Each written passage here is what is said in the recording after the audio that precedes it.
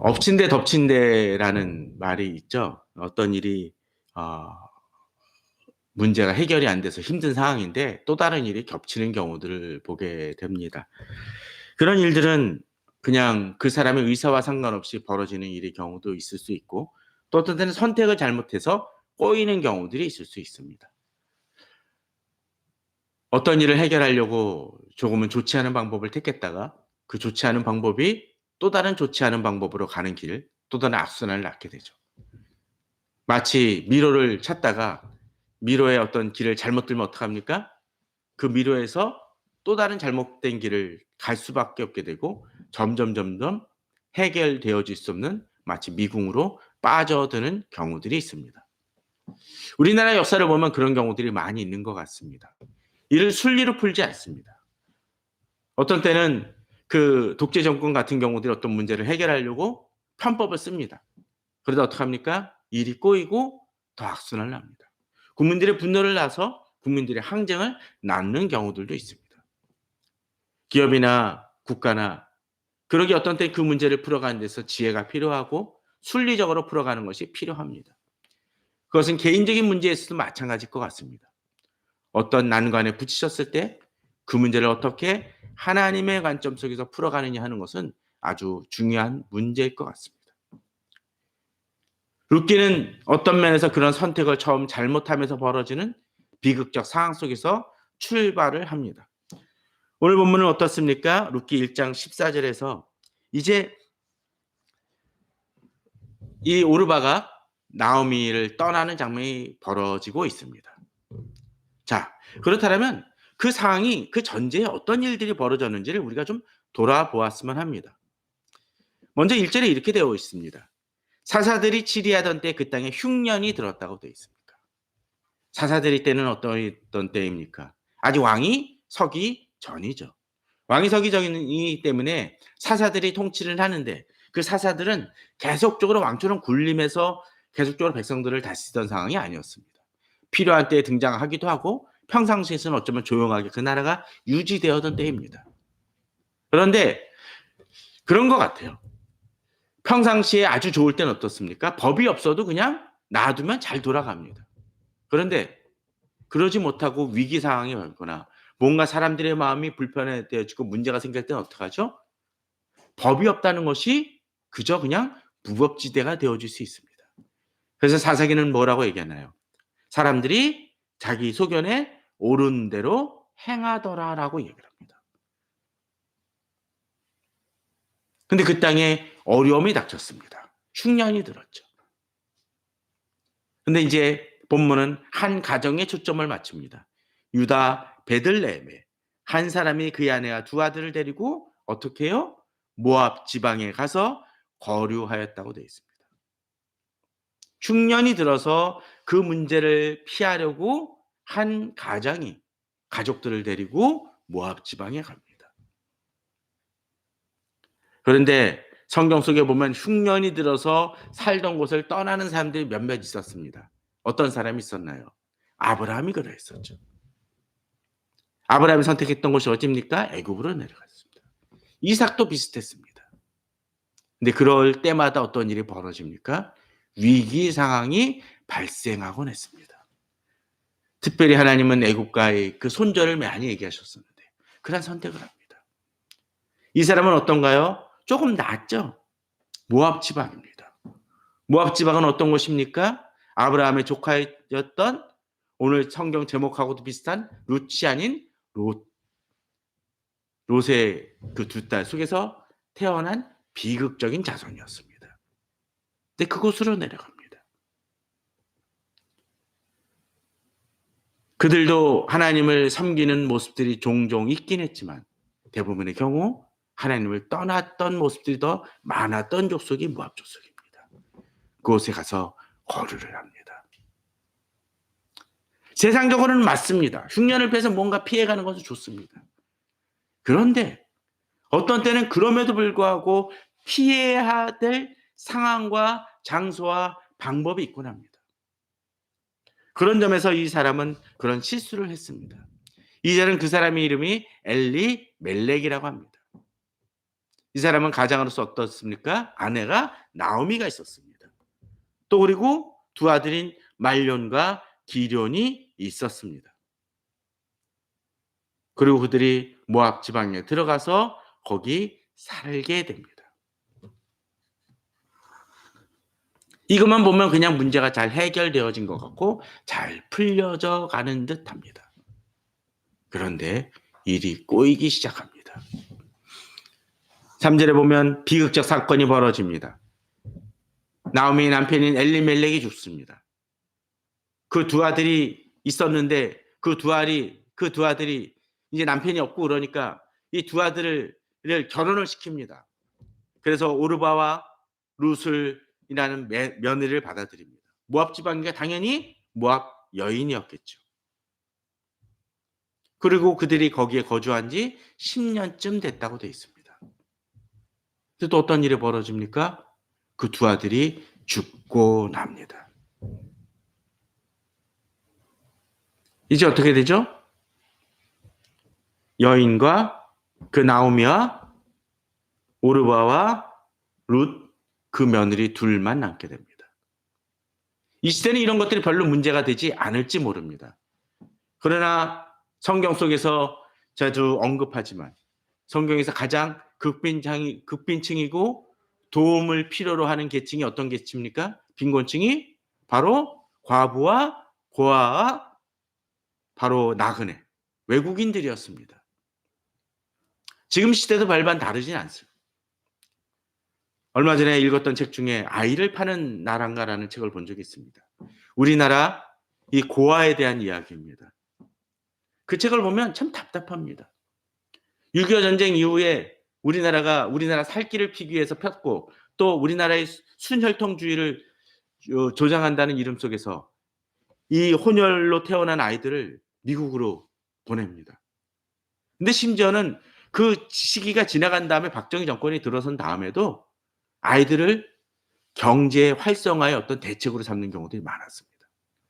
그러다 보니까 어떤 일까지 벌어지냐면 길을 잃어버린 아이에게 집을 찾아주기보다는 너무 쉽게 고아원 쪽에 보내고 그 아이를 그냥 미국으로 입양시켜버리는 경우들이 많이 있습니다. 그러다 보니까 우리나라가 얼마 전까지도 막 그 고아 수출 1위인 그런 경우들이 있었었죠. 헤이그 조약에 의하면 그 고아들을 입양하는 그 협약이 있었는데 우리나라가 끝까지 그것을 안 하다가 아마 올해나 내년쯤에는 그 협약에 사인함을 통해서 이제 그 입양 문제나 그런 국제 입양 문제를 이제는 해결한다고 합니다. 그냥 입양하는 것 자체가 좋은 것 같지만 가서 학대받는 경우들도 있었었고 실제로 그 부모가 입양해서 그 나라 국민으로서 등록하지 않기 때문에 벌어지는 많은 그 난민처럼 벌어지는 그 사람들도 많이 있었기 때문에 사실 쉽게 해결되지 않는 문제였습니다. 오늘 본문에 등장하는 이 나오미와 오르바 룻도 그러했습니다. 더더군다나 오르바 룻은 어떻습니까? 바로 이스라엘 사람의 며느리로 들어갔기 때문에 더 상황은 묘하고 애매한 상황이 벌어졌다라는 거죠.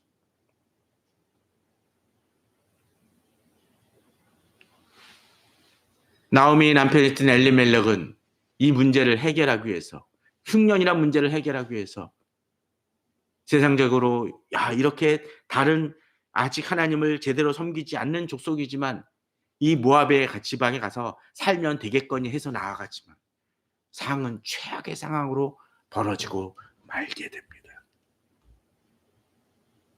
이제 이런 상황 속에서 어찌해야 될까요? 나아미는 그 상황 속에서 고민을 합니다. 그래서 어떤 일이 벌어집니까? 그 여인이 모압 지방에서 여호와께서 자기 백성을 돌보시사 그들에게 양식 주셨다함을 듣고라고 되어 있습니다. 아마도 흉년이 10년 만에 끝났는지 중간에 끝났는지는 잘 알지 못하지만 그 문제가 해결되어짐을 보게 됩니다. 어떤 때 그런 것 같아요. 흉년이란 문제를 피하기 위해서 자기는 올바르게 선택하고 나아간다고 하지만 그 문제가 오히려 잘못된 방법과 최악의 상황으로 치달았던 것처럼. 그리고 그렇게 바닥으로 떨어지고 난 다음에 그제서야 이제 흉년이란 문제 아니면 인생의 여러 가지 문제에 있어서 하나님이 우리를 돌보시고 자기들을 지키신다는 것을 깨달아 알게 되었다라는 것이죠. 본문은 얘기하죠. 여호와께서 자기 백성을 돌보시사. 바로 그 하나님은 그들이 어떤 상황에 처하건 돌보시는 하나님인데 그 하나님을 의지하지 못함으로 오히려 낯선 지역에서 최악의 빈곤으로 빠져들고 최악의 상황으로 빠져든 상황 속에서 나오미는 처하게 되어졌다라는 것입니다. 그럴 때 우리는 어떻게 해야 될까요? 어떤 사람은 이제 그 모든 상황을 놓고 삶을 포기하려는 사람들도 있습니다. 아주 나락으로 떨어지는 사람들도 있습니다.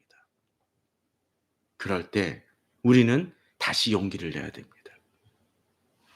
비록 잘못된 것과 잘못된 선택으로 많은 문제가 망가졌다 할지라도 그 상황 속에서 이제 다시 회복하고자 하는 용기와 희망을 가져야 된다는 것입니다.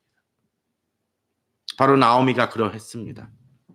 이에 두 며느리 함께 일어나 모압 지방에서 돌아오려고 합니다. 있던 곳에서 나오고자 합니다. 유다 땅으로 돌아가려고 합니다.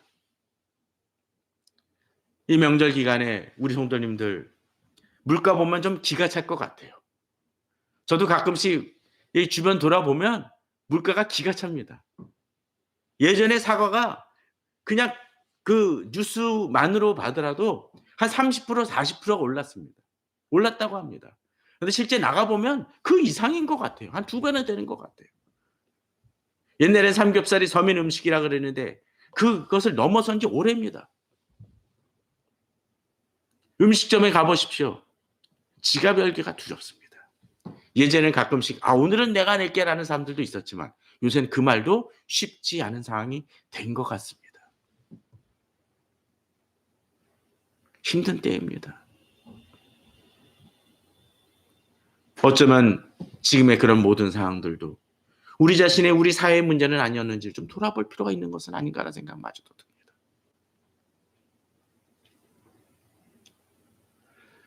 오늘 이런 상황 속에서 어쩌면 우리는 잘못된 선택을 하기 쉽습니다. 문제를 풀어가는 데 있어서 그저 편법과 불법적인 방법을 동원해서라도 이 문제를 해결하고자 하다 무너질 때가 있을 수 있습니다. 최근에 어느 데드맨이라는 영화가 개봉한다고 하더라고요. 그 데드맨은 이름을 빌려줘가지고 어떤 문제를 해결하려고 약간의 이득을 얻으려다가 최악의 지경에 떨어지는 사람에 대한 이야기라고 합니다. 어려운 때일수록 올바른 지혜가 필요합니다. 올바른 선택이 필요합니다. 그러기에 나오미는 이제 그곳에서 돌아가려고 합니다. 그런데 이렇게 돌아가는 상황 속에서 이제 어떤 일이 벌어집니까? 14절에 보게 되면 그들이 소리를 높여 다시 울더니 오르바는 그의 시어머니에게 입맞추되 롯은 그를 붙잡았더라고 되어 있습니다. 9절에서 13절 사이에 어떤 문제가 하나 벌어지죠. 그리고 이제 이 둘이 며느리 중에 어떤 며느리 오르바는 떠나고 이제 룻은 나오미를 좇고자 하는 상황이 벌어지는 이야기가 벌어집니다. 둘은 같은 모압 지방의 두 여인이고 이방 여인이었지만 그 선택은 이 상황 속에서 아주 달라지는 모습을 보게 됩니다. 왜 달라졌을까요? 바로 그것을 우리는 좀 돌아보았으면 합니다. 자, 그들이 달라진 이유가 바로 앞부분에 등장을 합니다. 8절이죠. 나오미가 두 며느리에게 이제 이릅니다. 왜 그럴까요? 자기 자신도 자기 자신을 책임지기 힘든 상황이기 때문입니다. 이거는 나오미가 그 두 며느리를 책임지기 싫어서가 아니죠. 아마도 이 아들이 이 며느리들과 결혼하고 한 10년 정도 지났다는 얘기는 나오미 나이가 어떻게 해요? 상당히 고령이었을 것이라는 것을 추정할 수 있습니다. 그러기에 나오미는 이 두 며느리가 귀찮아서가 아니라 부양하는 게 부담돼서가 아니라 자기 자신조차도 이 간수하는 것이 힘들기에 이제 두 며느리가 살 길을 찾기를 원하는 것입니다. 각기 너희 어머니 집으로 돌아가라. 너희가 죽은 자들과 바로 그 아들 또 시아버지처럼 나를 선대한 것 같이 여호와께서 너희를 선대하시기를 원한다. 너희들이 지금까지 수고했으니까 이제 그 대가를 하나님께서 책임져 주시길 바란다.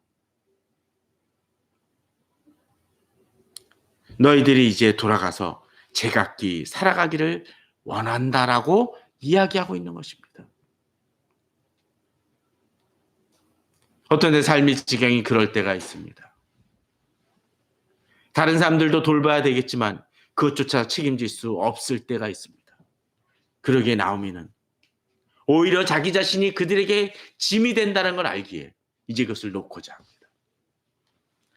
그 상황 속에서 이제 어떤 일이 벌어집니까? 이 두 며느리가 10절에 보면 아니니이다. 우리는 어머니와 함께 어머니의 백성에게로 돌아가겠나이다 하느니라고 되어 있습니다. 이들의 헌신과 수고는 대단합니다. 나오미를 쫓아가겠다라고 이야기를 하죠. 그런데 이제 나오미가 그렇게 얘기를 하죠.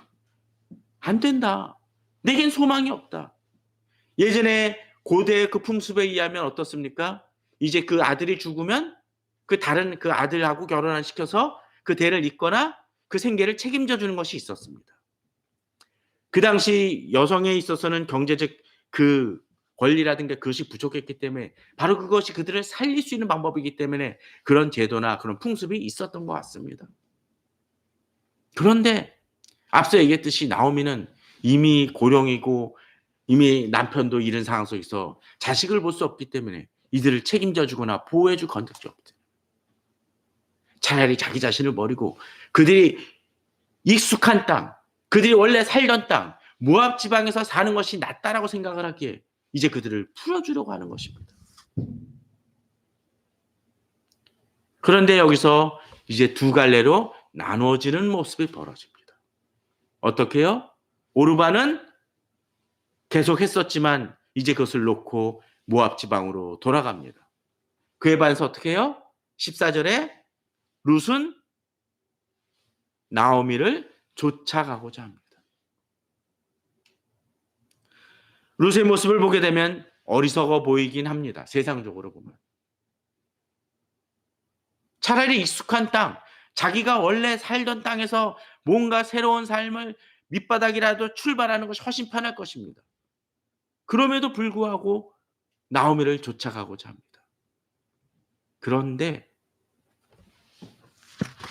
오르바는 어떡합니까? 이제 자기 지역으로 돌아가고자 하는 모습을 보여주게 되죠.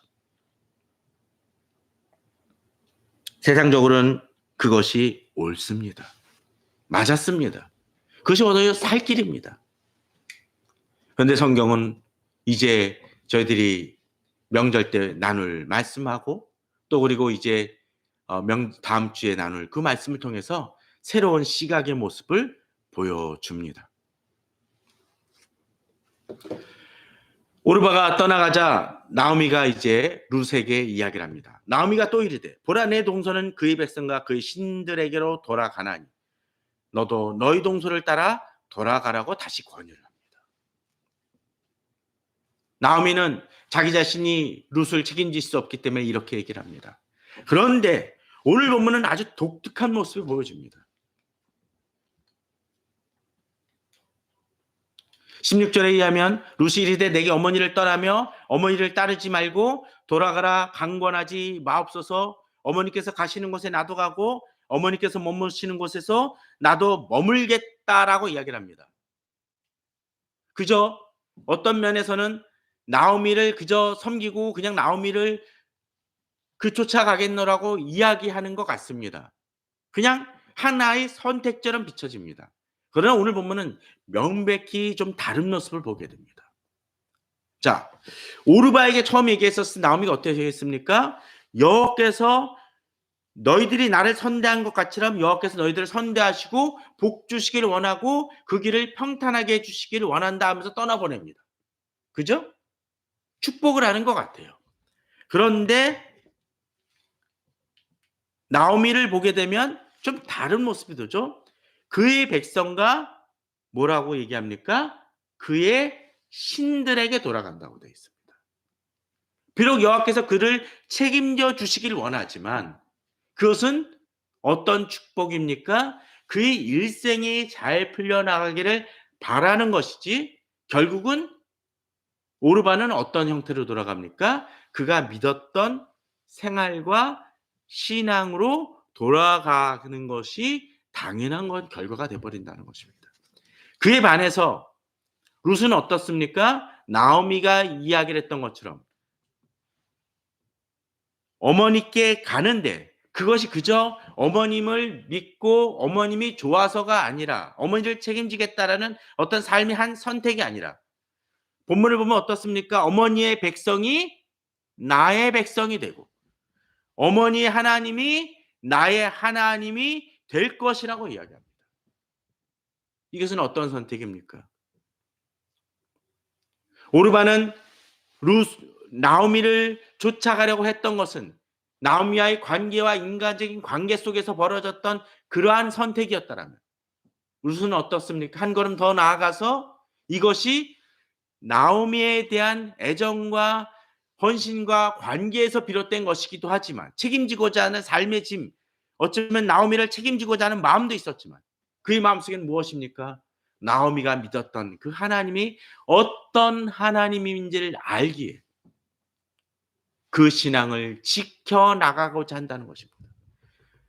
그는 지금도 모압 여인이지만 이제 모압 여인이 아니라 바로 이스라엘 백성들이 믿는 하나님의 백성으로 살아가려는 그 마음속에 그 중심이 자리하고 있다는 것입니다. 그래서 과도한 해석일까요? 성경에 보면은 출애굽기에서 이스라엘 백성들이 애굽에서 출애굽하지 않습니까? 그런데 사실 이 이스라엘 백성들만 이 애굽 땅에서 나온 것이 아닙니다. 나중에 그 본문들을 자세히 살펴보게 되면 이스라엘 백성들과 함께 다른 이방 민족들도 상당히 섞여 나옵니다. 왜 그랬을까요? 그들도 하나님을 믿었기 때문입니다. 또 이스라엘 민족들도 잘 살펴보십시오. 사울과 다윗 때 이스라엘 그 사울이나 또는 다윗의 부하들을 보게 되면 이스라엘 민족들만 있는 것이 아닙니다. 거기에는 이방 민족들의 일도 상당수 섞여 있었습니다. 다윗이 일생일대의 오점이라고 쓰는 햇사람, 그 우리아 사건 때 그 우리아는 어떤 사람입니까? 햇사람이었습니다. 그럼에도 불구하고 어느 그 부하보다도 충성되게 행하다가 비참한 죽음을 맞이하게 되죠.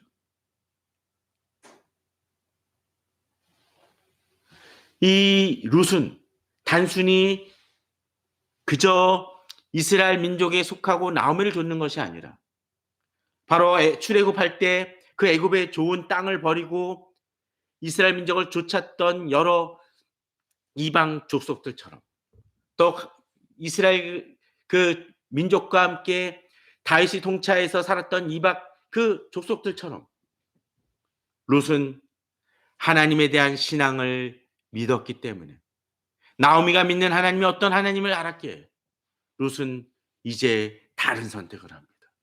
비록 그것이 나오미라는 고령의 여인을 그 책임자 그들의 그 자기만이 아니라 나오미라는 그 시어머니까지 챙겨야 된다는 그 부담을 안음에도 불구하고 그 여인을 택하고 그 길을 택합니다. 고난의 길을 택합니다. 그것은 무엇? 하나님이 어떤 하나님을 알기 때문입니다. 앞서 보았던 것처럼 나오미와 엘리멜렉은 흉년이 들어서 자신의 고향을 떠나 모압 지방으로 갔다가 고초와 밑바닥의 생활을 경험하며 하나님이 자기 백성을 돌보신다는 것을 나중에야 깨닫는데, 룻은 오히려 모압 지방에서 하나님의 손길을 깨닫고 이제 나오미와 함께 오히려 고난의 땅이 될 수도 있는 곳으로 돌아가고자 하는 모습을 보이고 있다는 것입니다.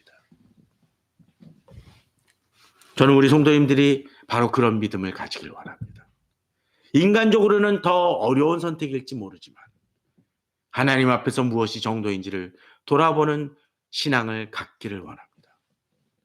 그러기에 담대히 룻은 이렇게 얘기합니다. 어머니께서 죽으시는 곳에서 나도 죽어 거기 묻힐 것이라. 만일 내가 죽는 일에 어머니를 떠나면 여호와께서 내게 벌을 내리시고 더 내리시기를 원하나이다 하는지라. 룻에게 있어서 계속적으로 반복되는 것은 무엇입니까? 하나님에 대한 기준이고 하나님에 대한 원칙이었습니다. 이것은 아주 중요한 의미를 지니고 있습니다. 앞서 나오미가 오르바가 떠나가는 것을 보면서 자기 민족과 자기 신들에게 돌아간다는 표현을 썼던 것처럼, 물론 그것은 오르바를 그쪽 너 원래 믿는 신으로 돌아가라고 강요하는 것이 아니라 그 결과가 어떤 것인지 알기 때문에 그렇게 표현을 한 것입니다. 그에 반해서 이 룻은 하나님에 대한 신앙이 어떤 것이고 또 그의 시어머니 나오미가 믿는 그 신앙이 어떤 것인지를 알기에, 하나님이 어떤 분인지를 알기에 바로 나오미와 함께 하나님을 좇기로 작정하는 것입니다. 어떤 어려움이 닥친다 할지라도 바로 그것이 복된 길이고 그것이 나아갈 길임을 알기에 그는 죽음마저도 이 문제를 가를 수 없다라고 감히 이야기하고 있는 것이죠. 그래서 18절에서는 그렇게 얘기합니다. 나오미가 룻이 자기와 함께 가기로 굳게 결심함을 보고 그에게 말하기를 그치니라고 되어 있습니다. 앞서 이야기 들었던 것처럼 참 어려운 때인 것 같습니다. 여러 가지 지표들은 별로 좋지 않습니다. 북한과의 문제도 별로 좋아 보이지 아니하고 외국과의 관계도 어려움이 있습니다. 러시아와 중국과의 관계도 최악의 상황으로 치닫고 있는 듯 싶습니다. 일본과의 관계도 별로 겉모습으로는 좋아 보이지 않습니다. 겉모습하고는 달리요. 이런 상황 속에서 우리들은 어쩌면 소망을 품는 것이 쉽지 않은 때이고 또 더더군다나 여러 가지 어려운 상황 속에서 우리들은 어떤 선택을 해야 될지 고민이 될 때가 있을지 모를 것 같습니다. 그러나 이럴 때일수록 지혜가 필요합니다. 무엇이 옳은지를 볼 수 있어야 할 것입니다. 또 그런 속에서 하나님이 내게 무엇을 말씀하시는지, 하나님이 무엇을 원하시는지를 볼 수 있는 눈이 되기를 원합니다. 룻은 거기서 좋은 선택을 합니다. 인간적으로는 당장은 어렵고 힘든 문제입니다. 그러나 그 문제를 풀어감을 지혜롭게 선택함을 통해서 이제 전개되는 그 내용 속에서 이제 룻이 생각지도 못했던 놀라운 결과들을 보게 됩니다. 마태복음에는 다윗 왕조의 예수 그리스도의 계보가 등장을 하죠. 족보가 등장을 합니다. 보통 이 이스라엘 역사 속에서 구약에서 족보는 어떻습니까? 보통 남자들, 장자의 족보들로 이루어집니다. 그러나 하나님의 선택 속에서 어떤 때는 장자가 아닌 이들을 통해서 그 족보가 이어지기도 하고 또 특별히 이 구약의 예수 그리스도의 계보에는 어떤 이름이 등장을 합니까? 여인들의 이름이 등장합니다. 근데 그 여인들이 다 일반적인 여인이 아님을 보게 됩니다. 그 중에 한 명이 누굽니까? 바로 룻이 등장한다는 것입니다. 어떻게? 바로 나중에 보게 되겠지만 바로 다윗의 족보, 다윗의 생태를 잇는 누가? 룻이 그 역할을 하고 있다는 것입니다. 그러기에 성경 66권 중에서 여인의 이름으로 기록된 몇 안 되는 책이 되어지고 맙니다. 이 당시 상황으로는 절망적 상황이지만 나중엔 복되고 존경할 만한 그 이름으로 바뀌어지는 이유가 바로 룻이 올바른 선택을 하고 또 그 열매를 거뒀기 때문입니다. 저는 우리 성도님들이 그러한 믿음으로 나아가길 바랍니다. 삶의 기로에 있을지도 모릅니다. 모든 것이 막힌 듯한 노예의 아웃의 상황일지도 모릅니다. 그러나 그런 속에서도 세상 사람의 기준 속에서는 길이 없어 보이지만 또 뻔히 이것을 선택하는 것이 옳은 것처럼 비춰지지만 그 속에서도 하나님의 뜻과 하나님의 말씀과 또 하나님의 백성으로서의 올바른 지혜와 선택으로서 분별력을 가지고 올바른 선택을 하시는 우리 성도님들 되길 바랍니다. 그것이 막힌 것 같지만 막힌 것이 아니라는 그 믿음으로 나아감을 통해서 주의 놀라운 축복과 은혜를 경험하는 우리 성도님들 되시길 바랍니다. 이제 설 연휴 아마 여러 분들을 만나게 될 것입니다. 어떤 때는 가족과 친지들을 만나기도 하고 또 오래간만에 지인들을 만날지도 모릅니다. 어쩌면 꼭 웃는 얼굴로 만나지도 못할지도 모를 것 같습니다. 그러나 그런 분들에게 우리 성도님들은 축복할 수 있고 길을 알려줄 수 있는 능력과 은혜와 축복이 우리 성도님들에게 있음을 깨달으시기 바랍니다. 그 위로를 주시고 축복하심을 통해서 그들도 하나님에 대한 소망을 품고 내가 믿는 하나님을 그들도 믿고 위로를 받는 그런 축복의 설 연휴가 될 수 있도록 우리 성도님들이 그러한 도구로서 그런 통로로서 사용되어지시기를 축복합니다. 예수 그리스도 이름으로 이제 같이 또 기도하겠습니다.